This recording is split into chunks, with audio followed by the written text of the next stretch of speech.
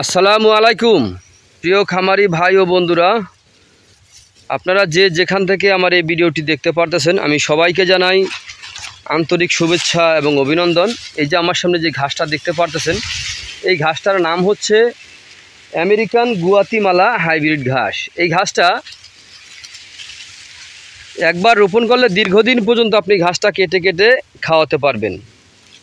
তো এই ঘাসটার নাম গুয়াতিমালা রাখা হয়েছে, এর কারণ হচ্ছে ভাই, এটা আমেরিকা যে একটি শহর আছে, শহরের নাম হচ্ছে গুয়াতিমালা শহর।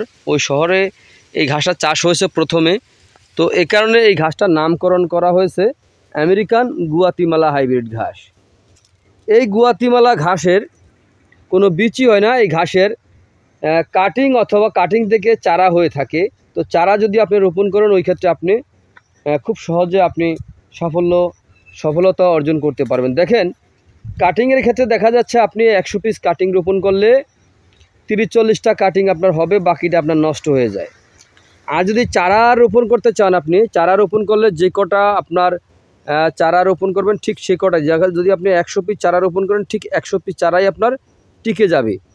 এই যে দেখেন, এই ঘাসটা যখন আমরা কেটেছিলাম, কাটার পরে দেখেন কি পরিমাণে চারাগুলি বের হচ্ছে, দেখতে পারতেছেন কি পরিমাণে চারা বের হচ্ছে। প্রত্যেকটা ঝোপা কিন্তু আপনার একইভাবে হচ্ছে, একটি ঝোপাও কিন্তু মিস হচ্ছে না, দেখেন। তো যদি আপনারা এই আমেরিকান গুয়াতিমালা হাইব্রিড ঘাসটি যদি আপনারা খাওয়াতে চান, ক্যালসিয়ামযুক্ত ঘাসটা, এই ঘাসটার দেখা যাচ্ছে আপনার অ্যালোভেরা জেলের মতো জেল পাওয়া যায়, এটাকে বলে ক্যালসিয়াম। তো ক্যালসিয়ামযুক্ত এই ঘাসটা যদি আপনারা খাওয়াতে চান, তাহলে আজই আমার স্ক্রিনে দেওয়া নাম্বারে যোগাযোগ করবেন। দেখেন, বিশাল বড় বড় পাতা হয়েছে, বিশাল বড় বড় পাতা। এই দেখতে পাচ্ছেন, আমি ধরেছি এখানে, এই দেখেন আমার হাতটা এখানে, এই দেখেন কত বড় পাতা হয়েছে, দেখতে পারতেছেন পাতা, বিশাল বড় পাতা হয়েছে। তো যাই হোক, আপনারা যে যেখান থেকে আমার এই ভিডিওটি দেখতে পারতেছেন, তো আপনারা সকলে ভালো থাকবেন, সুস্থ থাকবেন। আল্লাহ হাফেজ।